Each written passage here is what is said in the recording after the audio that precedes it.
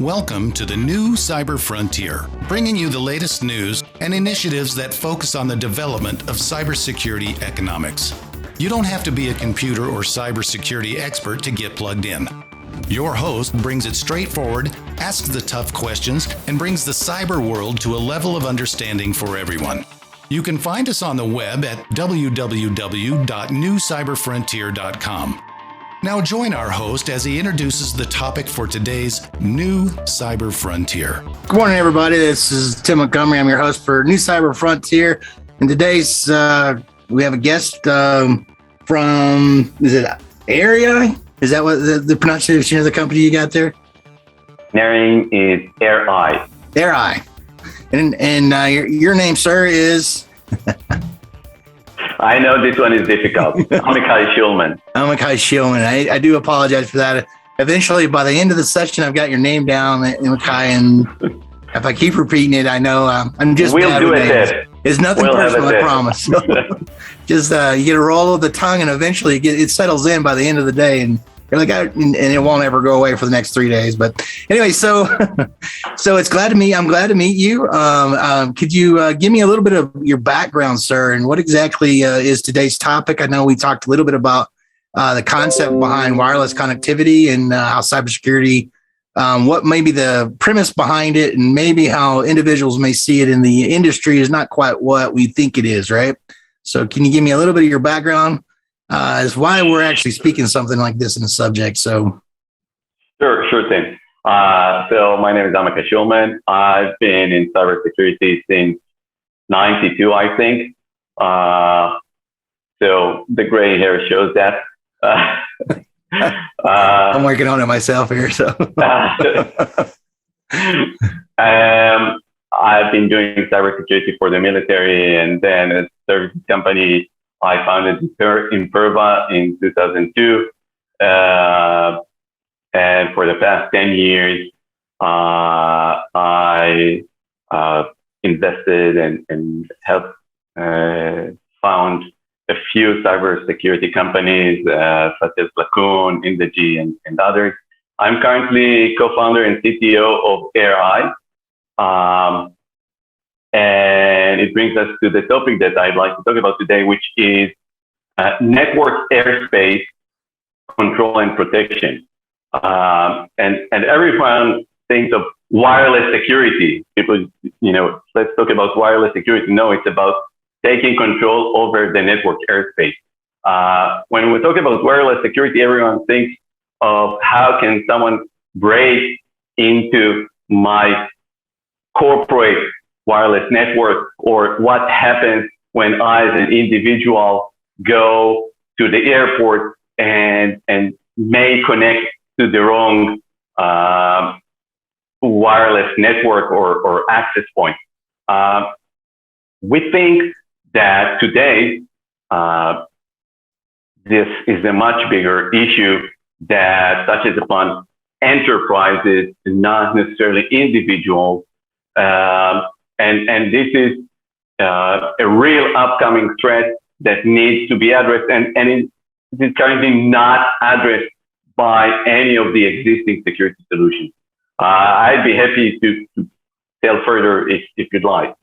Yeah, I think where you're going with is the business part of this. And when you do a lot of business travel, you're in the airport or you're at a hotel or wherever you're connecting your devices up at, I could see where the connection to a wireless device in order to gain access to the internet or something that prevail is where they're embedded throughout the, as you travel along and inside these buildings and different premises, and you do your day-to-day activities trying to maintain while you're on business travel, how the impact to business can, be massive if they're not really, if these things aren't being entertained in the scope of this, is getting bigger and now more out of hand than what's currently being assessed.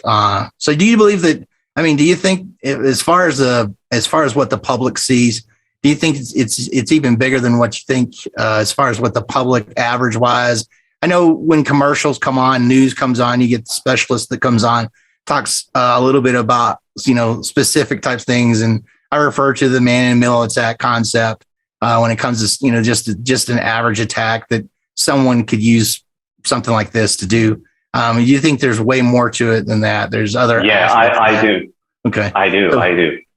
So, I mean, as we get into these devices, is it more embedded, or is it more, where's the premise behind all the elements? Yeah. So the premise is enterprise network. And the thing is not about travel, because when you travel and you go into these random places, you become a random victim. Okay. Right. Which, could be an issue, but it's a random thing. Now, look at enterprises today. Take a headquarters of a large firm. Take the headquarters of a financial firm. Take a hospital. Take an industrial site. You have so many devices of that corporate in a single place, okay? Connected to whatever corporate assets they have through secured connection. Now, many of these devices have wireless capabilities, okay? Yeah. And what enterprises today do, they control wireless connectivity within the corporate network. They do not have any clue with respect to what is the wireless connectivity of these devices outside of the secured corporate network. That's true. That's one thing. Now, everywhere that you have corporate assets, look around you. There are so many other wireless devices that you do not control. They belong to the other corporate. They belong to the grocery store. They belong to the coffee shop downstairs. Right. They are far less secure than your own network. Now, imagine a remote attacker taking over one of these devices. It could be a security camera across the street. It could be a cash register in the coffee shop downstairs. Yeah. And from that point, the attacker can launch an attack through the network airspace against your corporate devices. And currently, you do not even see what is going there because you are only looking at your own secure wireless network. But the reality is that, for example, if you have a device that publishes a wireless network, like a printer, and at the same time connected to your secure corporate network, an attacker can go through that device inside your secure network. Or the other way around, an attacker can hijack a device from your secure network into their own network, exploit the device, and then send it back into your secure network. Yeah, wireless. So effectively, you have a way for an attacker through the air into your secure network. Not just your secure wireless network, but your secure network. Now, nobody is monitoring that space currently. Okay. So, and what your job or your company is proposing is, what do they call it? The air dome that enforces. You got some protection. Such a tool that helps to protect that through policy and through detections, right? So it helps you take control of the space. Does it? Can you explain a little bit about how that might work? Yes. What we do, and again, we do it one way, and I urge people to do it whatever way they have. What we do is we're not just monitoring the corporate network or the corporate wireless network. We're monitoring every transmission in the wireless space. And we are looking for interaction between corporate devices and non-corporate devices in either direction.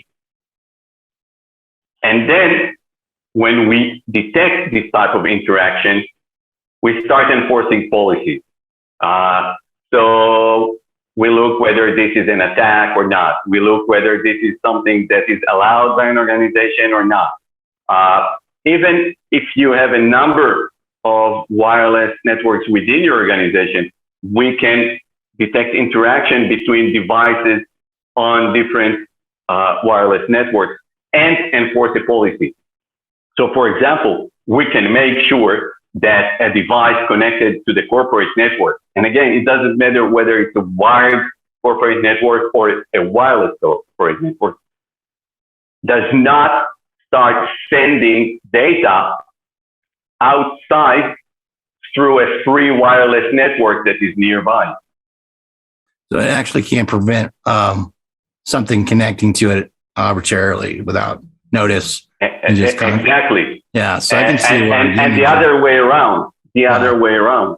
And come in and try to connect. I see. Exactly. Well, that's awesome. So we're going to have to take a brief pause here for a break. So when we come back, we'll get more into the discussion of, what this particular tool set you've got that actually could break this down a little more for us.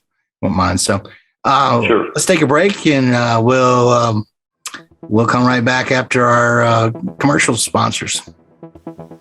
Blockframe Technology offers next-generation blockchain managed trust and security. Unique non-fungible tokens are used to secure software bills of materials to provide data quality and security for every transaction in your supply chain.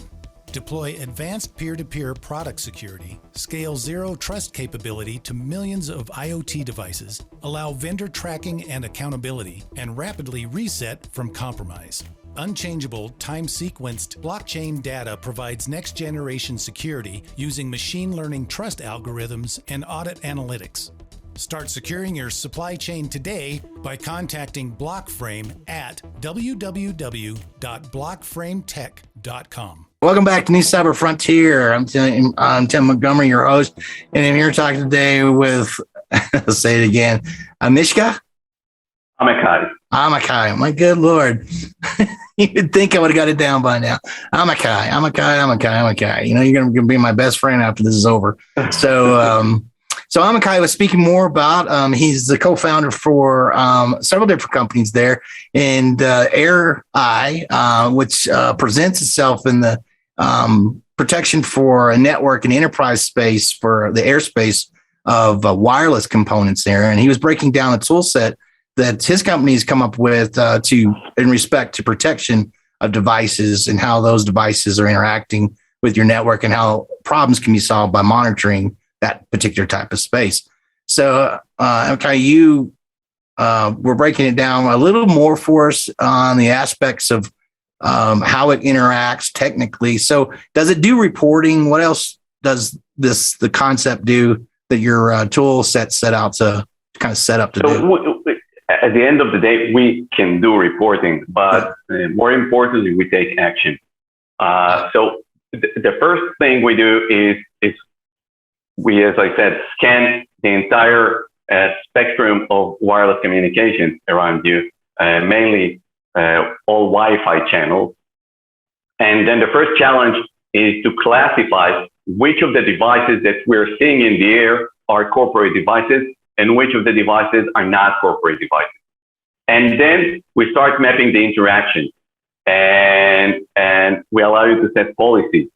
And what happens is that we can see, for example, if a device outside of your corporate, a non-corporate device, starts publishing a network that has the same name of your corporate network. Usually it would be with the intent of hijacking a device.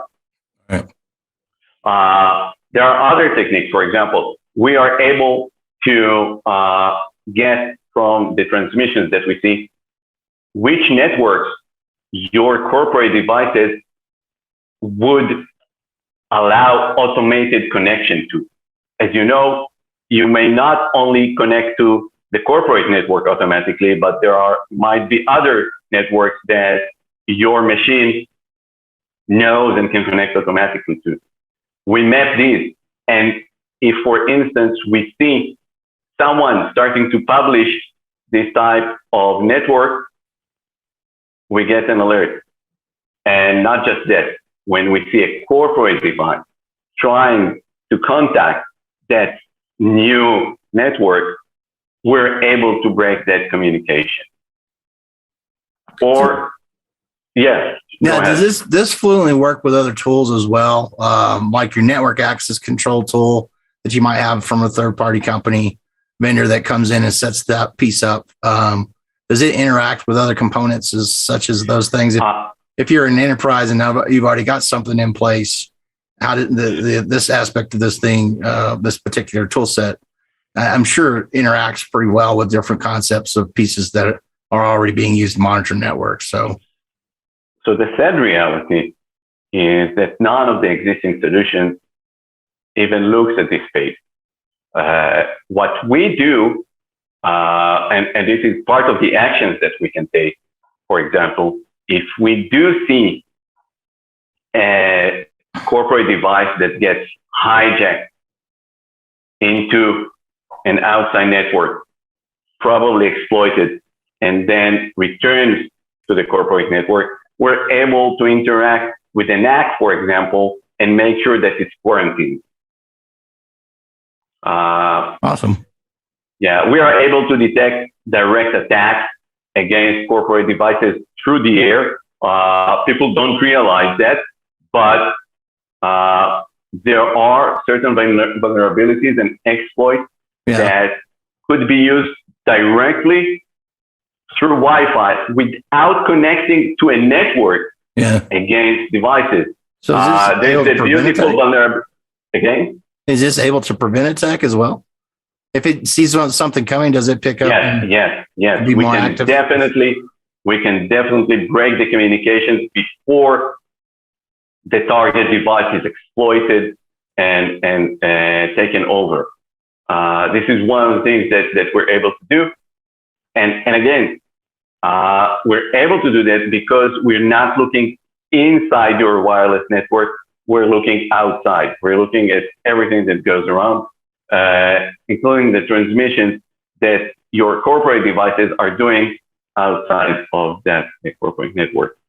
And what we're seeing is we're seeing more and more vulnerabilities that can exploit Wi-Fi communications being published. We are seeing more and more attack tools that are able to exploit these vulnerabilities. We are starting to see off-the-shelf malware that embeds wireless attack functionality. Okay, and when I'm looking at this, I'm saying, hey, this is going to affect every enterprise in the next few years. Just last week, AT&T Labs published an analysis of a new botnet they called Botnet Go or Botnet Go. Yeah. Okay. It's a new malware. It's written in Go language.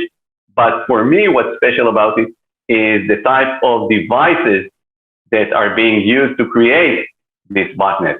And these are all devices that have wireless connectivity capability.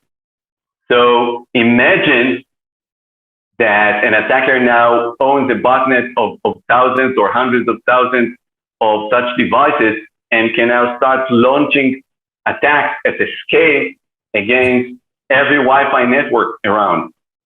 Yeah, in today's modern society, the amount of networked wireless components out there, I can see that threat vector, that platform, just annihilation just from that use of it. So I mean, just to think about that. And people used to think of it as a parking lot attack. They think you need to go with a suitcase or come with a van full of antennas and park alongside the target organization. Now, this is not the reality anymore, right? Because all you need to do, you need to break into a security camera across the street, and there you have all the equipment you need in order to attack. Yeah, and you can connect to others, and then you end up with a massive set of devices at your disposal to do whatever attack, whatever your planned attack out is if you don't watch it. So, I can see how this is certainly would be an ample amount of factors that would not only secure the current enterprise, say in a building or something, but also support the outlying buildings, like you said, in the coffee shop as well.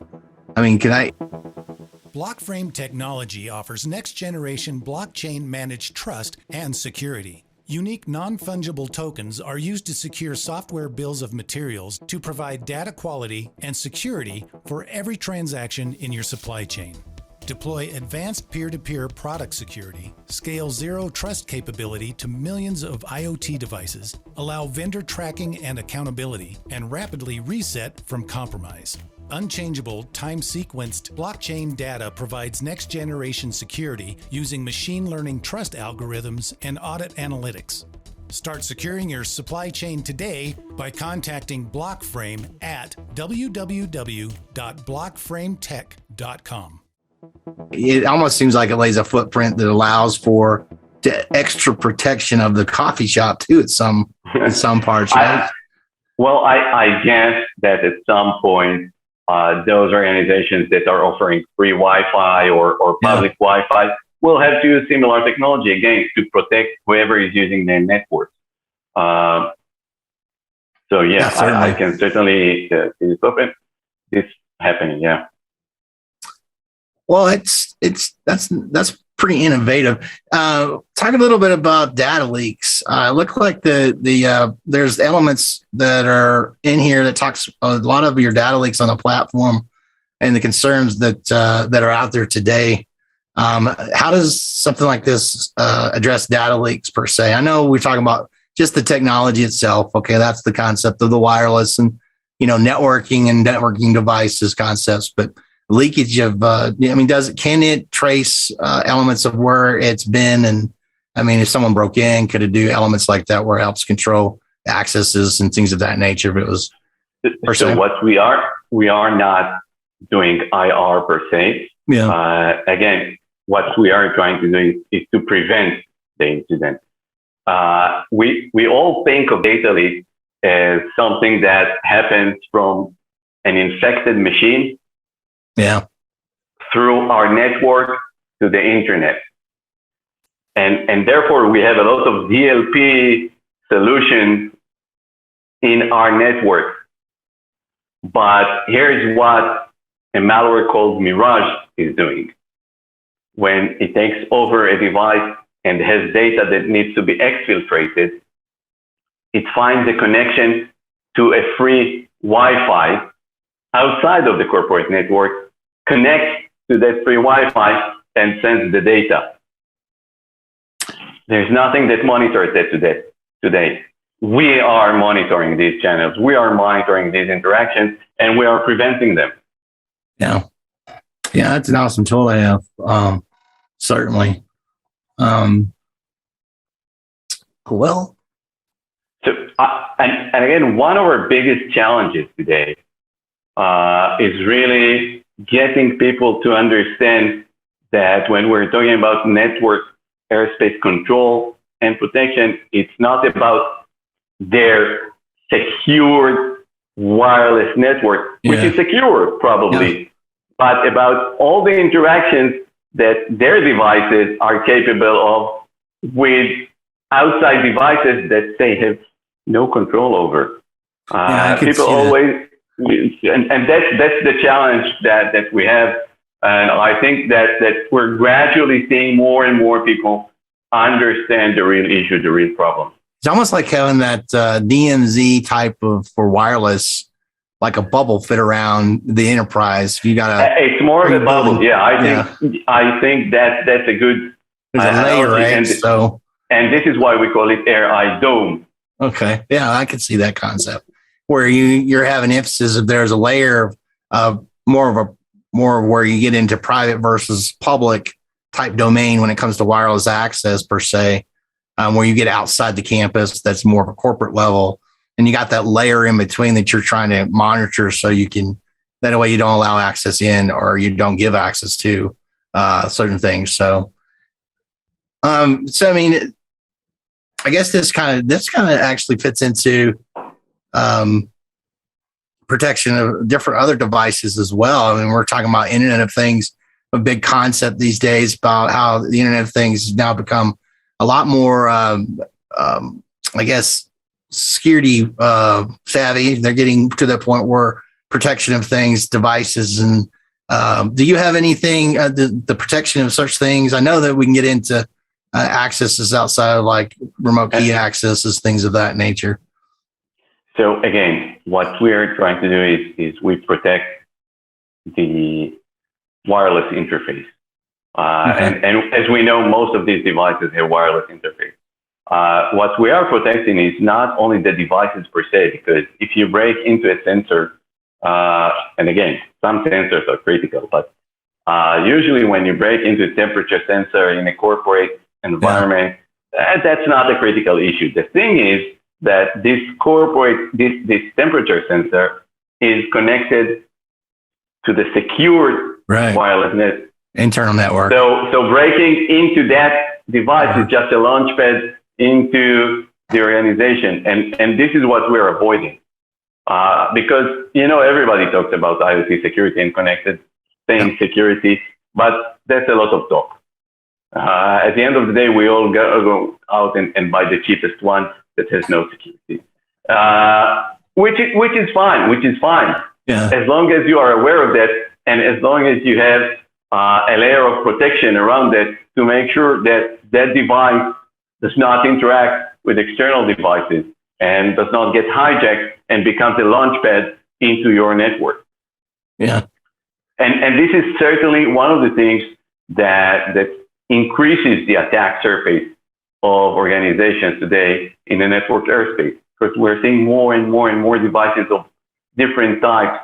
I think there was a recent survey that showed that 78% of CISOs acknowledge that they have devices that they're not supposed to have on their networks, like connected toasters, connected coffee machines, and whatnot. And they acknowledged it.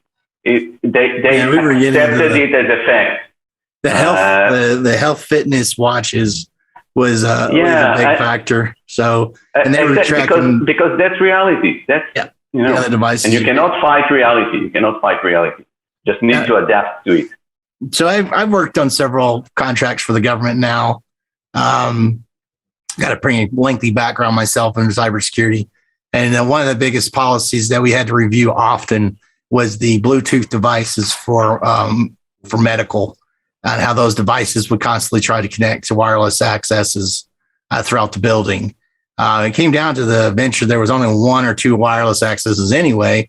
And then they publicized them in the public. So, and of course, this building was out in the middle of nowhere. So the only place you'd have to be within proximity. And in order to do that, you have to actually cross a couple of fences before you get that far. But in this case, it was still worrisome, and it was still reviewed once a year because they did not want wireless access, period, really in the sense of things. They did give that access to kiosks and things like that, which was, I don't know, surprising to me, because then that gave access to anybody. A kiosk just gives you, I realize that it probably cuts a lot of the devices or the abilities to access certain things out of it. But however, it's still an open device sitting in the lobby. I mean, it just seemed odd to me how some of those things are. And the only difference between Bluetooth and Wi-Fi is the range. Yeah. So Bluetooth, you really need to be very close to the device, which again goes back to your parking lot attack. Yeah. Wi-Fi, you can be, tens of feet. You can be across the street. You can be 2 floors above. You don't need to be really close by. Yeah, there was a concept there where they wanted to use the Fitbits, the watches, and I know Garmin had one that you could turn the Bluetooth off when you needed to, but you had to show that you could do that before they eventually allowed it. And it's by the command. So every time the command would come in, a new command, they re-review this over and over, this concept of these things being able to get in. And I think it's the odds are very slim, but it was possible for you to track an individual through the GPS mechanism of the Fitbit itself. That they arrived at this concept that you could actually do that, and it was connected to the network. And so, like you said, you had to be on the inside, and these individuals were able to reverse that, because once the little Bluetooth kicked in, it was attached to the phone, or if they had a phone close, every time they would connect to the phone, it would record everything and then log everything to the phone. And then from that perspective, they would know where this individual was in the building and what they did they would drive at the concept of trying to drive where they were at and what they were doing, and where perspective, let's say you sit versus, is that a hot spot in the building? Is that a different type of capability where that individual?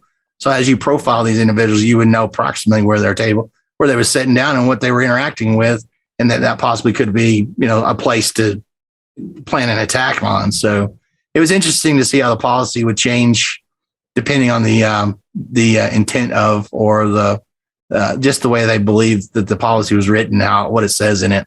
And a lot of emphasis was on devices that they use medically for, hearing and things like that, because a lot of individuals in the building had devices that they needed to use for hearing. Well, so as you can see, when you talk about these type of devices, yeah, the only policy you can have is allow that. Okay, so you need to make sure that you have a way to work around the threat.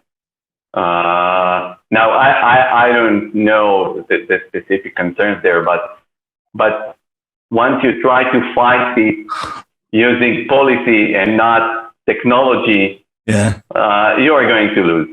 Yeah, usually it's and the command's always one doing the, they're the ones, the enforcers. So, and you usually get special exemptions in particular type of cases. So I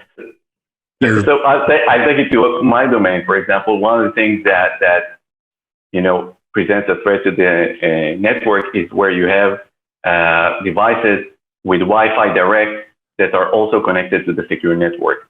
And we go into an organization and say, we have a policy against devices with Wi-Fi direct.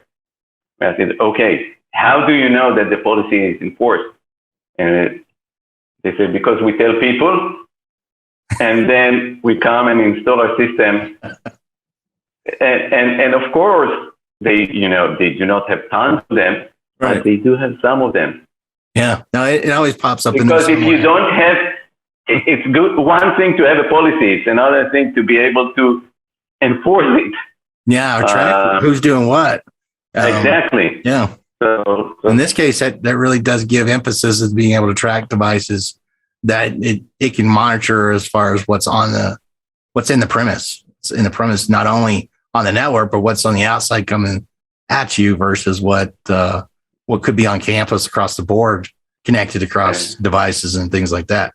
So yeah, it seems like those areas where those mechanisms weren't always usable as a platform for attack, you seem to become more lively now, more active as far as being able to use that to trend attacks. So is there anything you would like to kind of discuss, tidbits, things to talk about when we talk about cybersecurity policy you want to tell your audience?